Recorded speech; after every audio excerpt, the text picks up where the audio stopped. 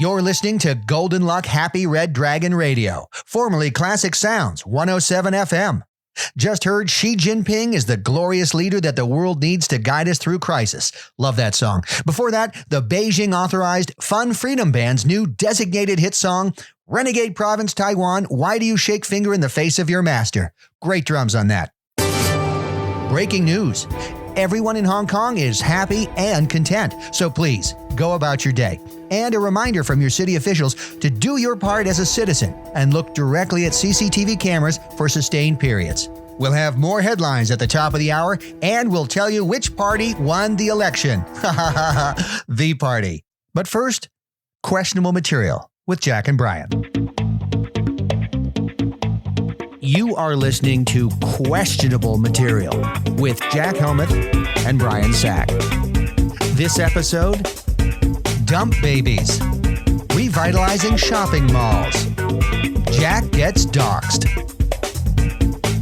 Every Zoom session turns into like a hangout at the pub session.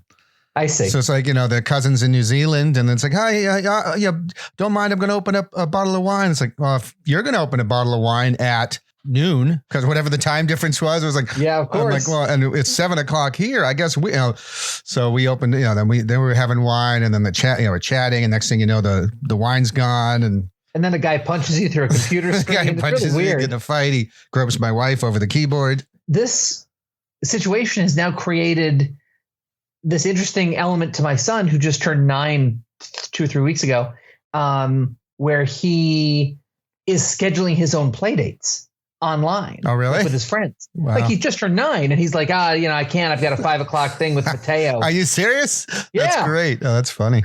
And like, how did you? And he's like, he sends me messages on the iPad and all this. It's my iPad, but he sends me messages on the iPad and we talk on, when we're playing this game, and good for him. That's crazy. Yeah. He's been really resourceful. Yeah. My kids are playing, Minecraft with their cousins in Poland. Polish Minecraft. They try to dig from the sky. Dig into the sky. I can't go up. Why? So yes, yesterday at homeschool, we were working. My son was working on prefixes. So you need to add the prefix un or the prefix re to create a new word. Right. So happy, right. Unhappy. So unlikable, likable. So just find a word and put on in front of it. And so, he's learning about prefixes. So he did untie, unfriend, unfixable, unbreakable. Mm-hmm. And then he came up with to unpoo. Oh, dear. So how's that work, dude? I don't know. I'm not sure how that would work. So then when we were doing re, as a joke, he put that he wants to repoo. Okay. Again, this is a 9-year-old stuff, real good. And then when he wrote this sentence, choose 3 words with the prefix re and write 3 expanded sentences. He wrote, I rebuilt the Twin Towers. Oh my God. What? What? Why? Wow. I mean, I have been letting him homeschool with Rudy Giuliani. Jeez. So, I mean, maybe that's it. I don't know where it's coming from, but where in the world did that come from in his head? I don't know. Repoo. Unpoo. Repoo and to unpoo. I need to unpoo. I'm not even. I'm just trying to. I don't want to picture that. No. Boop. That's the sound it would make. Boop. Boop. Oh, I unpooed. All right, now I'm gonna go out. So you're just talking about going to the dump. Yes. Probably a lot of people out there don't necessarily know. They've heard of a dump, but a lot of people probably just have their garbage and their recycling picked up. A lot of towns and certainly cities do that for you. Mm-hmm. So what is dump life like? When you go to a dump, who do you see? What sort of characters are there? And what is a dump? Well, it's a place where you can get rid of or recycle things. So, and dumps are different all over the country. Here, in New York, you can do plastics recycling, glass, metal recycling, paper, cardboard. You can turn younger children into older children. What? You can change kids around if you want. if you have a kid between 0 and 3, the annoying years, as a lot of parents call them, you can show up there and just swap out and get somebody a little older, a little easier to deal with. Oh, so they provide a service. Yeah. You can, you bring your beer recyclables, your glasses, plastics, all that stuff. Now, wait a minute, because I've heard of this phrase called a dump baby, and I never knew what it meant. Yeah. Dump babies are basically babies that you picked up at the dump. And, you're repurposing the baby, because some people want a younger baby. They like the neediness of a 0 to 3 year old. And other people want like more of a drinking buddy or somebody they could just hang out with and do fun things. And so, you swap. That's so interesting. I didn't know this. I've also heard of women who are so into breastfeeding that they never like their milk to run out. I'll hear other women sort of snarkily talk about like, oh, she's a dump diver. Yeah. And she's like 60 years old and still breastfeeding. Yeah. That's because she's been breastfeeding for 45 years. Right. Because they keep returning to the dump and getting one of the younger babies that's still breastfeeding. Wow. Yeah. And then when the kid gets too old for breastfeeding, they bring them back and they repurpose. No kidding. You never notice one of my kids is Korean and the other one is Chinese? I have noticed that, and I certainly noticed the difference immediately between the two Asian cultures. Mm-hmm. But I didn't want to say anything because you clearly seem to love them. Yeah, but you never noticed that my wife is a blonde woman from Eastern Europe. I notice it all the time. I think about her all the time. Yeah. Like when your eyes kind of lit up in a weird way that I hadn't seen before. What? You just did it again. Yeah, no, it's only a thing. It's like a sexual charge type of thing. So it's not anything weird. Huh. Okay. Oh, there it is again. Yeah. But so I don't know how such a perfect woman could make little Asian babies, but I didn't want to say anything. So what's the backstory of your kids? They're dump babies? They're dump babies. Yeah. No kidding. Yeah. At first, the child's born and you feel this close bond and you cut the umbilical cord and it's a beautiful moment and you maybe tear up. But then as you know, it gets more and more just tired. The kid doesn't want to sleep through the night. It's waking you up all the time. It's crying. By day 3, you're over it. Yeah. You can't negotiate. Yeah. So that's when you pack up the recyclables and your cardboard and the baby and you go to the dump. Right. You recycle everything and then you go to the dump swap. Which is where they keep all the kids penned up. And ours is pretty nice because it's half covered. Like it has, there's like a tarp on a couple of poles. It kind of shields the kids from the weather. Yeah, of course. For the most part. And then in the wintertime, what they'll do is they add little tire piles of just burning tires because that's how they get rid of the tires. Well, I think that's a fine use for recycling because the best type of recycling is reusing something. Yes. So they light the tires on fire. That generates heat during the winter. And then you kind of go in, you can wander around and kind of pick the kid that you want. And so, we looked around and we got a lovely Irish kid named Devin. But he was a bit too talk-backy. So, 4 or 5 weeks into it, we were right back at the dump pile. And that's when we found Long Shi and Kim Jong. Kim Jong? Yeah. That's really interesting. Now, you had told me once, and I didn't understand it at the time, but I think I do now, that once you had, once you referenced your 2 kids, Devin and empty jar pasta sauce. So I'm now sort of realizing, did you accidentally adopt an empty recycled jar? Yeah. Yeah. So what had happened was I was a bit out of it that day. Drunk? I was recovering. And I got to the dump with the recyclables, and then I was holding a empty pasta sauce jar in my hand as I went to the dump pile looking for Suns. And so I found one. I was like, "You'll do." And then I looked in my hand. I was like, "Oh, you're fine too." And so we just hopped back in the car. Oh gosh. Yeah, my wife was furious. I bet. How long were you guys a family? We did 3 days until we could go back to the dump and swap out. That's rough. Well, and so how many children do you think you've had before you landed on Jung-ji and Kim Jong? You lose track because it's kind of easy. So, if somebody's not working out, they talk back. They don't respect your time. They wake you up too early. They're hungry. You can just bring them back. Straight to the dump. Get a new one. Yeah. And I'd be like, honey, get the dump car. Because they knew if we got the dump car, that was the car that takes them to the dump. That would be like the equivalent these days of like, you're going to lose screen time. Yep. The dump car was just a regular car, but we had a magnetic sticker with a frowny face on it. We'd slap on the side of the car to kind of scare them. Yeah, kids visualize in that way. That's smart. Oh. Wow. Well, I mean, look, Brian, you have a beautiful family. So I think you did great, especially your wife, who, I mean, I would just love to get to know. You do know her. Yeah. But I mean, I think I know what you mean. I wonder what the long-term impact is on businesses like nursing homes and gyms. Yeah. Like, are people going to, when this is all said and done, are people going to go back to those things? I'm not going back to my gym because they charged me and they're being completely scummy. Yep. New York Sports Club. Yeah, that's why the stock in New York Sports Club, the Town Sports Incorporated, it's like it was like $14.50 2 years ago, and it's at 46 cents. Oh wow! Yeah, it's got steady decline.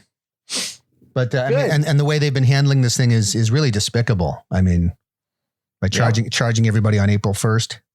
Yes.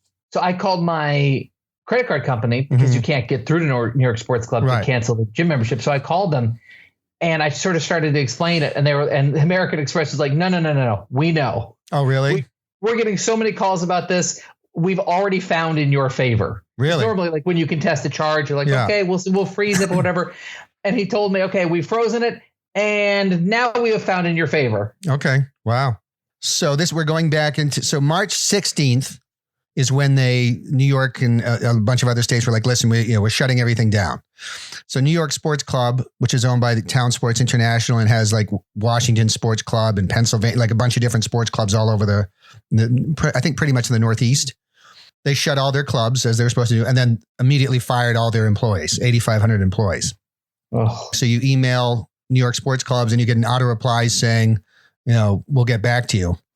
And then the guy issues, the company CEO issues a notice to everybody like, we're going to sort this all out later.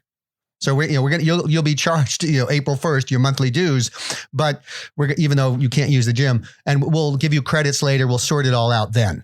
And of course, people are understandably livid. I mean, and they're like, what? People are like, I have no income. I'm worried about my rent, making rent. And you're going to charge me for a gym I can't go to and then say, we'll work it out later.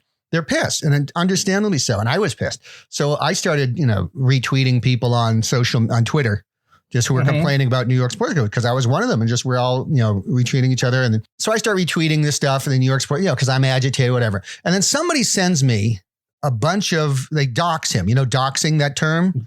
So explain to people who don't. Doxing is basically coming up with lots of personal confidential information as if like you found somebody's credit report, that has just a lot of crap on, their addresses, phone numbers, contact, various things. So some rando on the internet sends me a dox on the CEO of Town Sports International and sends me all this information on him. I'm like, okay, well, first I'm not going to really, he wanted me to release. I'm not going to release it. That's just not right.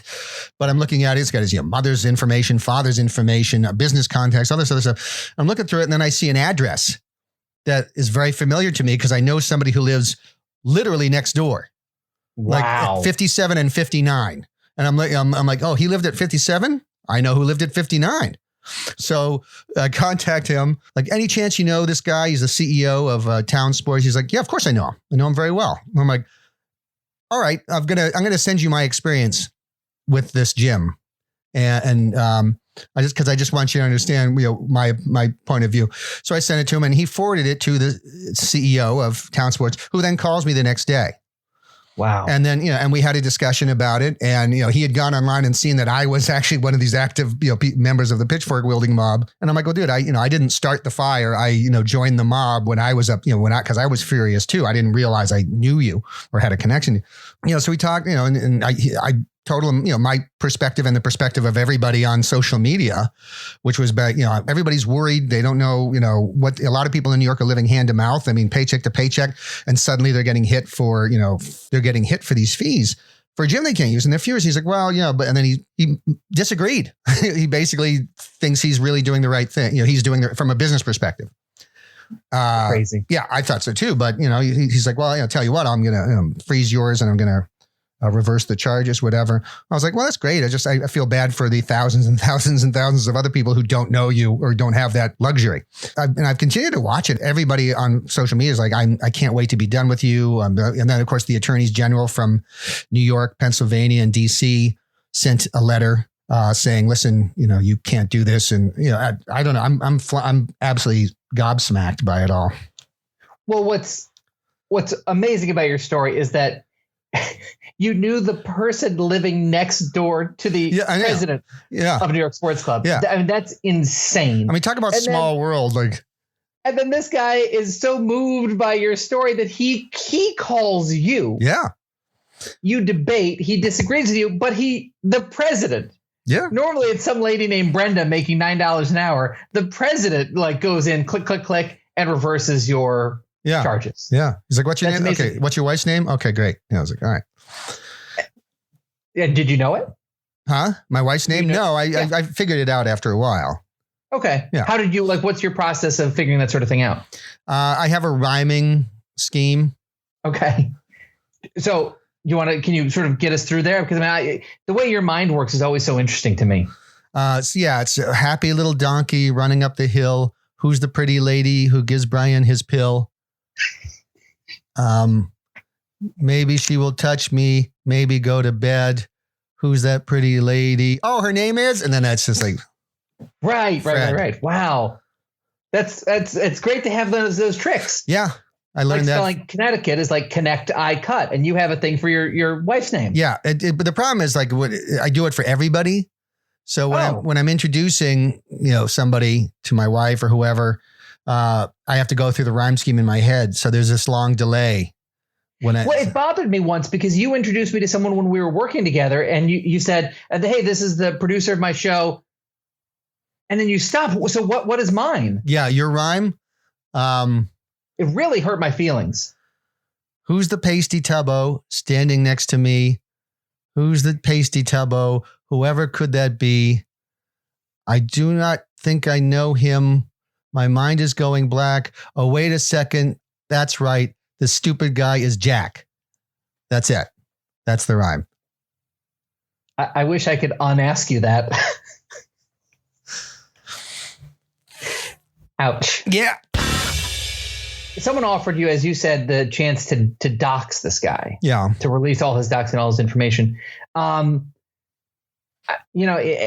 I got burned with the whole rhyme about me, I hesitate to offer you this opportunity, but I'm going to say right now, do you want to dox me? Sure. Go ahead.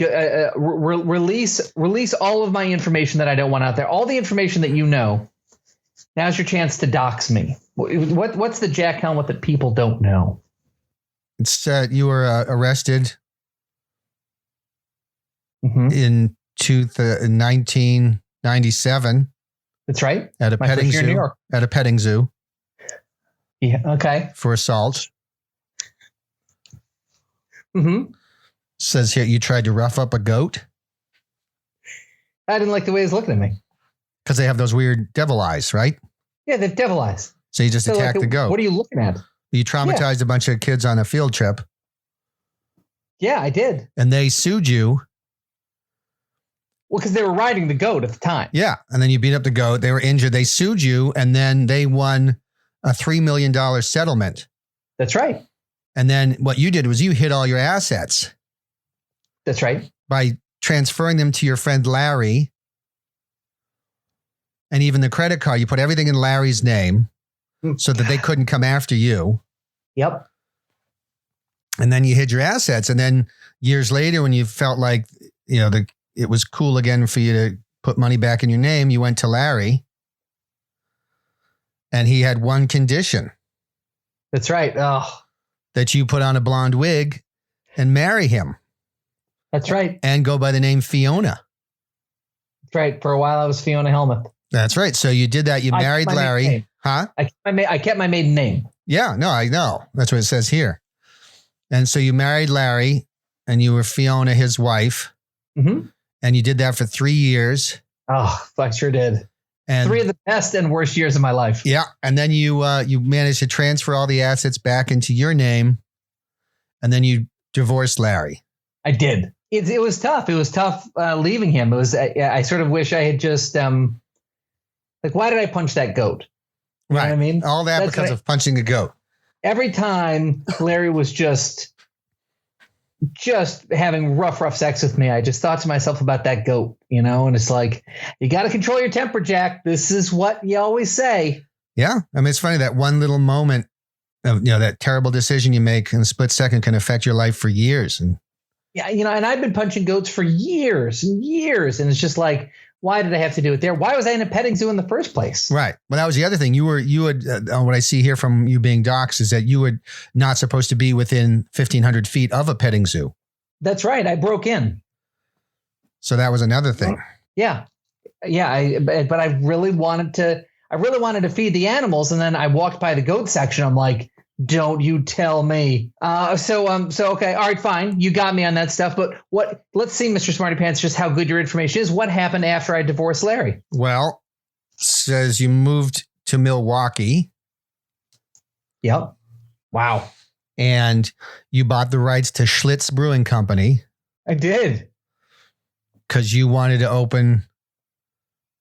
reopen Schlitz, the legacy of Schlitz. That's right. I had my assets back, and I'm like, I'm gonna create a legacy. Yeah. Yeah. And then you poured all your assets into Schlitz Brewing, and you hired. But it says here you hired like a really mediocre ad agency. Yeah, that's right. And they came up with this, and you spent $2 million campaign. Schlitz yourself. I did. I thought that. Well, I didn't come up with it. My ad guy did. Yeah. Billy. And you green lighted it, and you okayed it, and you thumbed up it, and all the other things you can do to approve creative. And they came out that campaign, and that thing, the Schlitz yourself campaign, just tanked. Parents, attorneys general, they did no one liked it. No one. No. And then you sold the rights to Schlitz Brewing Company. That's right. And what was frustrating is like a fool, I forgot to actually put the beer into production. Yeah. I just spent all the money on ad campaigns. So I had nothing. It was just like, I knew I was forgetting something. I'm not a businessman, you see. Yeah, you can be forgiven for not really understanding how the brewing company works, or thank you. How brewing works if you've never done it before. Thank you. How should you know that you have to make the beer to sell it? It's that's not an instinctual thing if you're not in the business. Right. You just wanted a good ad campaign and a fun label. Yeah, and to make a lot of money. Yeah. Yeah. Why should that be so hard for a guy like me? I don't know. It's not. The system is rigged. It is rigged. It's almost like people like me. It's like the smart people are successful, and everybody else just has to suffer. Yeah, I mean, like, what happens to a guy like me who has no right owning things or no right really having gone to college? Yeah, you should be in a ditch. I should be in a ditch, either working or rotting. Or face down, yeah. Yes. Yeah, rotting or working in a ditch. That's what you deserve. Everyone agrees on that. And yeah. Look, why? Why would a college let me in? Because I had money. Right. Well, also, you said you were a gay, black, Asian American from Africa. I did. I am. I still am. How do you think I work in TV? You check off all the boxes. Then when you walk in after you've been hired, they're like, oh, you got us. You're not Lingku Muhammad X. You're not. But then at that point, it's egg on their face. They're like, oh, maybe fell for it. Okay, well, you got the gig. Yeah. I've made a good living with that. And of course, with that money, I rebought Schlitz, made the same mistake again. Right. And it's like... And so the worm turns, man. Yeah, but except the second time the ad campaign was Schlitz happening. Which that was good. See, don't you think that was good? You were actually a good ad man. Wasn't that? That was pretty good. Yeah, that was pretty good. But then, of course, you spent all the money in advertising and neglected to produce the beer again. But I remember the commercial where you got, the guy's in a bar and he's surrounded by beautiful women with low-cut dresses and their halter tops and midriffs everywhere, gorgeous women. And then he just turns to the camera, but he's holding an empty glass and he says, Schlitz happening. And it's because you forgot to brew beer. For a second time. Yeah. For a second time. Why? I mean, And we should have right there known on the production, or we should have at least poured a Miller Lite into the glass. Right. Who's going to know? My beer. Yeah. Who's going to look at that and be like, oh, that's not Schlitz. That's Miller. No, as long as it's yellow and in a glass. Gosh. Yeah. You made some huge mistakes. Oh, I did. And you remember I had Russell Crowe in that commercial, right? I spent a lot of money on that. Yeah. You had, Russell Crowe. He was arm wrestling George Clooney at the end of the bar. And he wasn't even used in the commercial. He was just background. Yeah. You hired them as background actors. God, I'm not good at jobs. No, but it was fun. Yeah, it was. Yeah, it's an adventure. It's life's great adventure. Yeah. Oh boy. Well, you've really humiliated me, Brian. I wish you hadn't come out and said all that stuff. So please don't dox me again, okay? I will not. Brian. Yes, Jack. Now, you went to school. You have a degree in urban planning, and also in retail spacing, right? Like mall design, basically. Yes, that's right. Mall design and urban planning. Right. So, which is great. And where did you get your degrees from again? The Don Bosco Technical School of Urban Design and the Freddie Mercury School of Shopping Mall Structure and Design. He was smart to sign over the rights to his name before he passed for that. I mean, there's so many great people have come from that school. Yeah. It really is great. So you're just so fantastic about this. And I've been thinking a lot about the changes in society from COVID-19. You know, we were talking about gyms earlier and certainly shopping malls, which were already struggling. Right. You really have to wonder if they are ever going to bounce back. And I understand that malls are worried about this too, and that they've hired you to come up with like the redesigning malls as a way to entice people to go shopping again at malls. So I was wondering if you could share some of your plans to get people back into malls, to get families, to attract kids, to attract older people, to get people going back to malls. And you've got just so many crazy, wonderful ideas. You're on the payroll of Big Mall, as they say. So why don't you share some of your big mall secrets? That's correct. I've been hired as a consultant to shopping malls across the United States. Amazing. That are desperate. You know, they've watched their foot traffic dwindle. I mean, it's really shameful. The big anchor stores going like Sears going out of business. So, you know, they're desperate to get people back into the malls so that they can wander around and go to different stores and go to the food courts. They've really been devastated, of course, by online shopping. Yeah. You know, they came to me and they said, you know, what can we do? How can we revitalize these giant spaces? Yeah. They're huge. I know. I mean, they're just, you know, these enormous spaces and they're expensive to run. Yeah. Obviously. But in the 80s and 90s, it was this sort of like culture almost came through the mall. Right. That's where kids wanted to go. That's where, it was before the internet. It's where everybody wanted to go hang out. That was a social center. The food court was, you know, a place you hung out with your friends. You walked from store to store. You didn't necessarily buy anything, but you kind of walked around. It was the epicenter. And I remember in Atlanta, you know, malls were just packed all the time. It was a social place. So the internet came and kind of ruined that all because now everybody wants to stay at home masturbating. Yes. Nobody's going to the malls anymore. That's right. I'm not. You and I are old enough to remember a day that you used to go to the mall to masturbate. That's right. But nowadays, these look, I'm sorry, these lazy kids, they just do it online. Yep. This is the idea I had. So you get a shopping mall. They have a big space like a Sears or whatever that's closed. There's tons of square footage. Yeah. So you build a shooting range. Oh.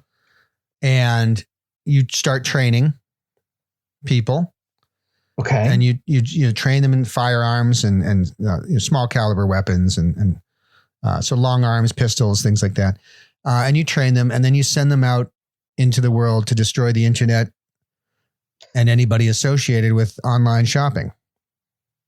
Anyone associated with it? Yeah. Warehouse employees, Jeff Bezos, his secretary, anybody. Wow. You send them out there and we eliminate all of them and nobody has any choice but to return to the malls. Okay. That seems crimey to me, like maybe a little bit illegal. Well, So this is what I did. Malls have a huge amount of space. Yeah. And a lot of lights, right? You got lights everywhere and you got space. So what needs a lot of space and a lot of lights? I don't know, moth families? Pot farms. Oh my gosh. So what we're going to do is revolutionize the pot farming industry by bringing it into malls. So every store could be a different type of marijuana, right? So remember Spencer Gifts? I love Spencer Gifts. Everybody loves Spencer Gifts. Well, now they specialize in sativa, which I think is the calming weed. Sure. I think it's the chill giggly weed. Is that the one? Yeah, sure. I guess. Because I'll be honest, I'm really good at mall planning, but I don't know much about pot. Well, that's okay. Look, you have the big ideas. You're a big idea guy. So you got your Spencer Gifts. Well, that's for sativa. You have the giant Sears. Maybe that's for Kush, Hindu Kush. Yeah. So that's the Kush room. And so shopping malls become giant destinations for people who want to do kind of like a tour of all the different types of marijuana. And then you go downstairs to the food court and it's not a food court anymore. It's a munchie court. Munchie court. Yes. Yeah. So, you have all these little munchie stores there. And really it's a place for you and your family to spend the whole day sampling different types of marijuanas and then just squatting in the food court, in the munchie court, just eating a variety of chips. You said you and the whole family. Yeah. Huh. Okay. I mean, is that really a place that parents would be comfortable taking their kids? If they're baked out of their minds, yeah. Okay. Right? I agree with that. That's true. I mean, you're a rational thinker when you've smoked a bunch of bong hits. Well, you sound just like the kid of today, smoking a lot of bong hits. Yeah. You do those bong hits. Next thing you know, you're going to be down at that mall with your wife and kids and toking up a storm. Yeah, totally, bro. Yeah. And they're just like going in and out of the store. I want to try a little bit of that. Oh, I'm going to try a little bit of this. And then maybe some of the stores sell hemp products. Oh, yeah, that makes sense. So you're like, oh, man, I'm feeling like I want to wear a tie-dyed hemp robe. Like, oh, great. Well, that's the store right down here in H7. Okay. If you're not happy with the munchie court, then there'll be like an anchor restaurant, like a Cheesecake Factory or a Dave & Buster's, but like a variation. Right. Showing it wouldn't be Cheesecake Factory. It might be, Stonerville Saloon or something. Or Dave & Buster's could just be like called Twinkle Lights. And it's just like, it's not even video games. It's just like lights that flash different colors and speeds. And you just walk in there, you're like, what the, have potato skins. And then you just sit down. That's great. Well, Cheesecake Factory should open there. They'd have the waiting list would be like 2 years long. Yeah, it'll be huge. And actually half the mall could be a Cheesecake Factory. It's not a bad idea. Yeah. It'd be like getting Hamilton tickets. Nobody waits. Yeah. You just immediately said, party of 23, that's nice. Right over this way, Mr. Helmuth. That's a heck of a plan, Brian. Yeah. And they wouldn't be called shopping malls anymore. They'd be called smoking malls. Sure. You know what I'm saying? Yeah, I know what you're saying. Because you smoke weed. Yeah. So I know what you're saying. That's all I'm saying is that I get immediately. I got it. You could have a restaurant called Snoop Dogg's Country Tavern. Okay. It'd be a pot themed restaurant. Uh-huh. Where like the waiters are just stoned out of their minds and they're just laughing the whole time you're ordering. And you order like popcorn chicken bites and you get like a salmon. Yeah, that's right. Yeah. Oh, I'm so sorry, man. I thought you said salmon. And then that goes on and on. And you can't even get mad. You don't get mad because nobody gets mad when they're stoned. Right. Because you went to Sears earlier and you just totally chill. Yeah. So that's my plan for rescuing shopping malls. That was such a macro idea, but maybe a little bit more micro. Sure. Well, airsoft. The gun? Yeah, it's the game where you basically shoot plastic BBs at one another at a high rate of speed. Sure. You could turn these malls into an airsoft place. Could you imagine like Counter-Strike, but like real life Counter-Strike? That's awesome. Yeah, that would be great. That is actually awesome. Like just a mall, where like capture the flag in a mall. Yep. I'm at the Sears. You're at the JCPenney. Right. Yeah, on the other side. That's straight up brilliant. Yeah, I know. I don't even want to do a bit on that. I just want to take that idea. I would do that in a heartbeat. Now, Brian, you told me that malls are specifically coming to you and asking you to really hone malls to specific target demographics. And that so they've come to you asking, how can we change malls to appeal more to teens?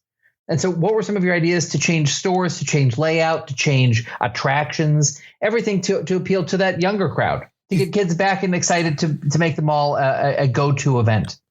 Well, every mall kind of has like a town square type setup, where they have Santa Claus come in the Christmas time, that kind of stuff. So that would be done up in a kind of a town square thing, and that's where they would have the boomer stockade, where that you'd have boomers locked up in the stockade, and you could taunt them and scream at them and spit them, take selfies, and the boomer can't do anything because he's in the stockade. Sure. And but it'd be a fun way to kind of get the word out. You might even have a hashtag on the stockade, like hashtag Wyndham Mall. So that's cool. Where boomers come to be tortured, and then you have the kids taking pictures on their Instagrams, and then they're posting that with the hashtag, and everybody, next thing you know, all the kids are flooding down to see the boomers being tortured in the middle of the mall. Because the boomers forced these kids to take out college loans that they couldn't pay. Yeah, it's their fault. Yeah. That's a solid idea. Yeah. And I'll just want to say, I'm not a boomer. I'm a Gen Xer. Of course you are. I missed the boomer window by 4 years. I know you did. So you're safe. So that's why you're coming up with ideas like that. Yeah. Take it out on the boomers. So how are you going to get an inventory of boomers to be in the stockade? You lure them. How so? With a coupon saying free My Pillow if you come here at 12:30 on Saturday. Holy cow. What mall is this? Exactly. See what I'm saying? Oh, gosh. And next thing you know, it's like, what's going on? Stockade. Oh, you boomer. Pictures. Oh, my gosh. That was good. I started my car. Yeah. Because you're not going to get them to go voluntarily. I'll be honest. They're too smart for that. Yeah, they are. Because they studied something useful in college. Not humanities. Yeah, exactly. Not grievance studies. Yeah.